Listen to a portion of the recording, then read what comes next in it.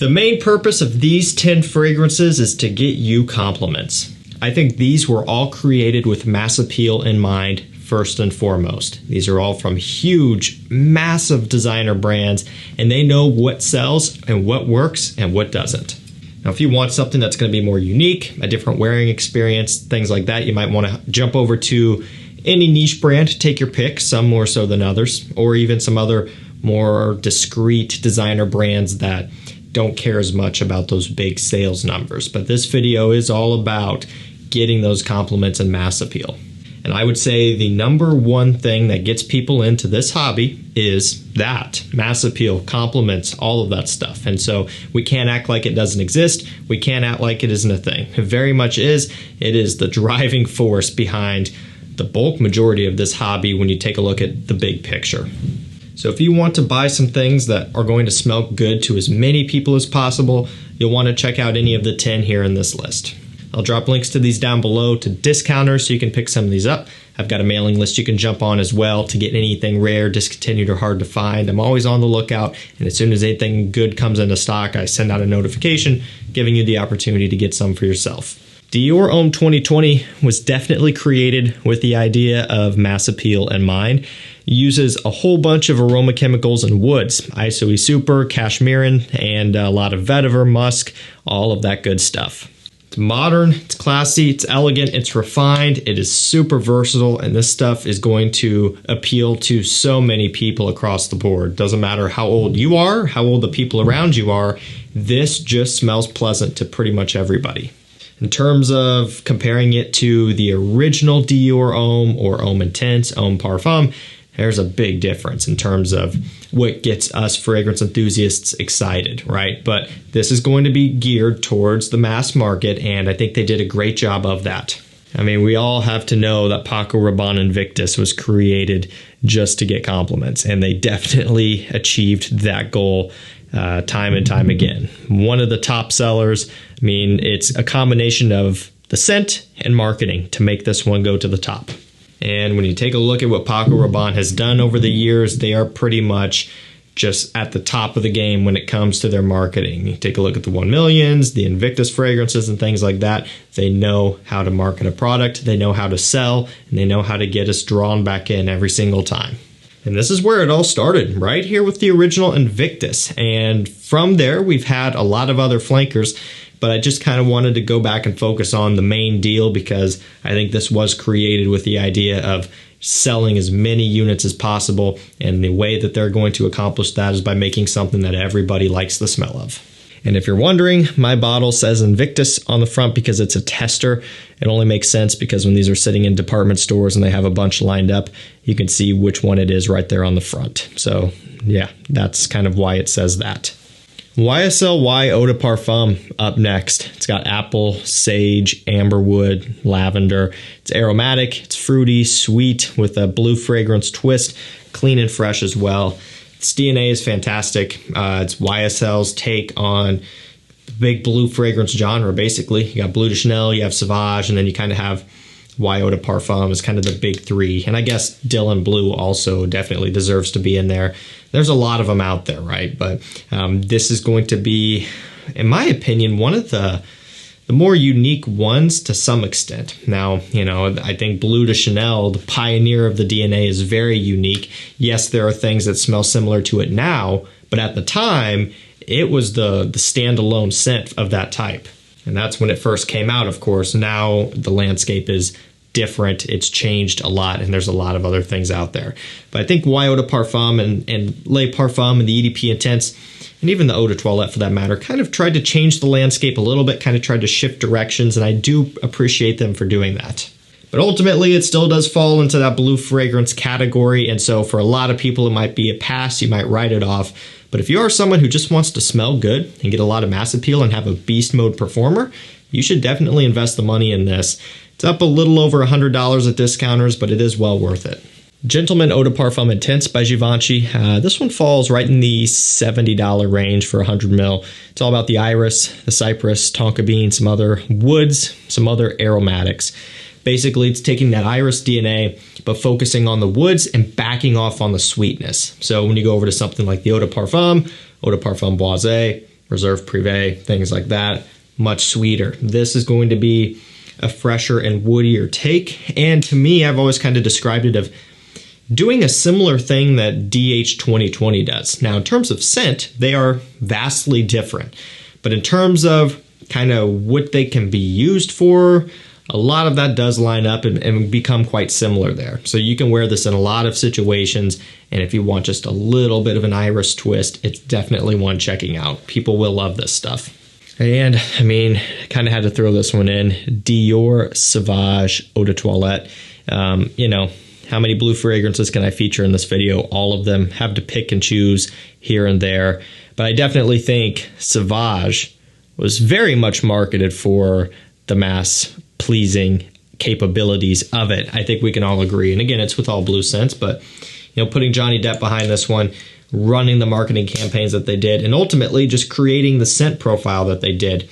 They did everything right to create just a legendary scent, and they killed it. And the reason why this works so well is because it's attention grabbing, it's head turning from that black pepper, the bergamot. It's spicy, it's sharp, it's strong. The ambroxan in here is like that magic potion that just works so well that people love how it smells. So you get that. Not to mention another key factor that this has that Bleu de Chanel doesn't is really, really strong performance. That's what also will set some of these blues apart.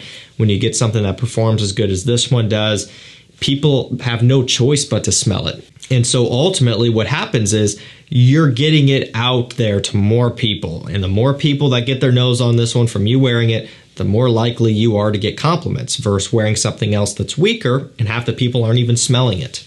So when you factor in all that stuff, Sauvage just has all of the ingredients to make a mass-pleasing gem. They definitely did very well here. You know, there's many flankers, Eau de Parfum, Parfum Elixir, they're all very good. The Eau de Toilette is still one that I do wear, even now. Having all of the other things that I have, there's something about this DNA that to me is nostalgic. I really like it a lot.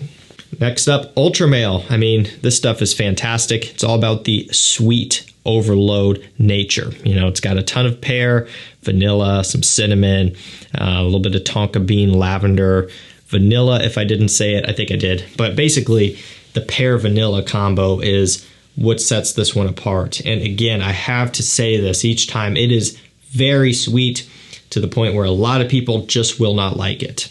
So make sure you're aware of that going into this one. You know, it's not your typical masculine style of scent. It's quite the opposite of Sauvage. But if you want something that is going to be very playful, fun, carefree, and relaxing for fall and winter time, and something that people are really going to love the smell of, I recommend this one highly. Let's go with the new release here, AZZARO Chrome, just the Parfum version, the newest one.